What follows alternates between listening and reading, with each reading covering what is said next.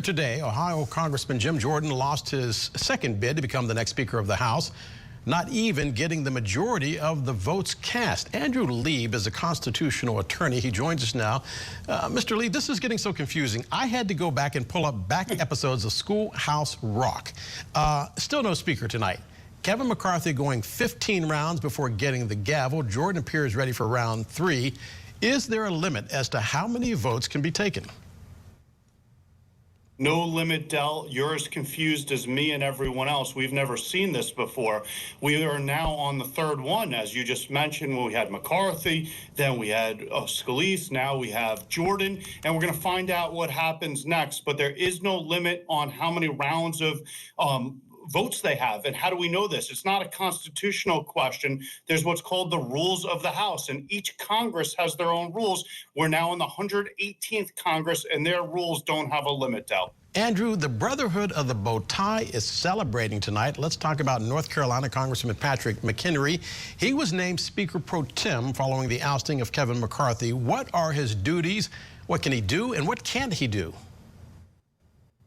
I think you just said gold, the Brotherhood of the Bow Tie. I love that with McHenry. He looks so dapper every day, the North Carolina representative, and he's the Speaker Pro Temp right now. And if you were to go to those rules of the House that I mentioned before, at Rule 8B3A, it says that he may do whatever the Speaker of the House would do if it's both reasonable and necessary.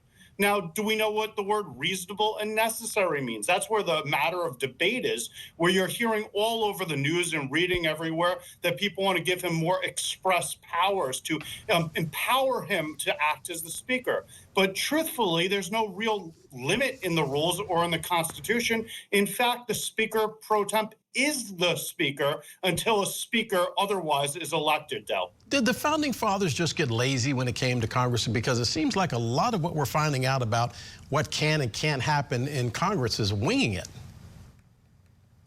Yeah, I wouldn't call it lazy. I would say allowing for changing of times. It's kind of like all the statutes we get, not just the Constitution. They have what's called axiomatic norms. They have goals, aspirations, and then the rules that make the machine go, that's on a day-to-day thing. And what's interesting, and you can remember this from when McCarthy became the Speaker, he had to change the rules to be able to make himself become the Speaker, to negotiate those changes of the rules. So the same thing is happening every day. The House is continuing to evolve, and we're hearing from Hakeem Jeffries that the Democrats are offering rule changes to have a solution to have both the Republicans and Democrats share power. So rules can always be changed, but until they're voted to be changed, they are the rules. And right now we have that, as you said, the bow tie, McHenry from North Carolina as the Speaker of the House. Del. On the subject of Patrick McHenry, he said he is not seeking the speakership, but it sounds like he might be a suitable option for lawmakers on both sides of the aisle. Take a listen. I think it's imperative that we empower Patrick McHenry to serve, at least for the time being, in that Speaker role, so that he can get the House moving again. Are you open to the idea of it all of empowering Patrick McHenry to be an interim Speaker or giving him the authority to oversee legislation? Are you open to McHenry specifically? Our focus right now relates not just to any one individual, but to getting the institution reopened. I have respect for Patrick McHenry. I think he is respected on our side of the aisle. Is it looking more like we might have a temporary Speaker Pro Temporary? It sure does, Del. If I was a voting man, a betting man, if I was a gambler, if I was voting, if I can make the decision, I think he's the logical conclusion. We've heard such names from Donald Trump to Liz Cheney to even having a Democrat like Hakeem Jeffries win. But he seems to be the glue between them all that they're all not thrilled with, but they can all live with. They say when you make a settlement, everyone's upset, and everyone seems to be hedging. They're kind of happy, kind of upset. Maybe it's time to allow McHenry to take charge, because we're at times of war these days, and we need our House to be stepping up and leading our government. So I think that's a logical conclusion, Del. Lightning round right now. The Speaker of the House is typically in the line of succession in the government. So as Speaker Pro Tem, Could McHenry become president? Not under the President's Succession Act. The Presidential Succession Act lists who's in order. We have the President, we have the Vice President, you have the Speaker of the House. Now, you do have a pro temp, but you have the Senate pro temp as the fourth. It's not listed the House pro temp, and so he would not become the president in succession. Hopefully we won't need that. Hopefully no one will die, Del. Hakeem Jeffries got more votes than Jim Jordan today. If he gets to the magic number of 217, is he the next Speaker of the House? He is. Hakeem Jeffries certainly could become the Speaker, and I would say besides political problems, he is respected, just as McHenry is, that people on the other side may not like him so much, but they don't have disdain towards him.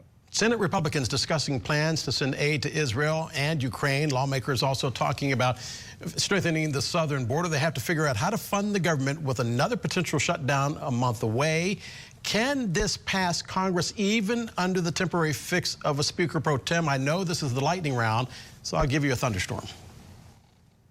I'll tell you the answer is yes, because it's reasonable and necessary. Those are the two key terms, and we haven't had it tested. It could be subject to lawsuits, so it could retroactively be undone, but it can happen, it should happen, and I'd like to see McHenry step up and take that power in Section 8B3A of the Rules of the House. Final question before I let you go. If Congress can change the rules, and we hear so much talk about it is written in the Constitution, why can't that happen to the Second Amendment?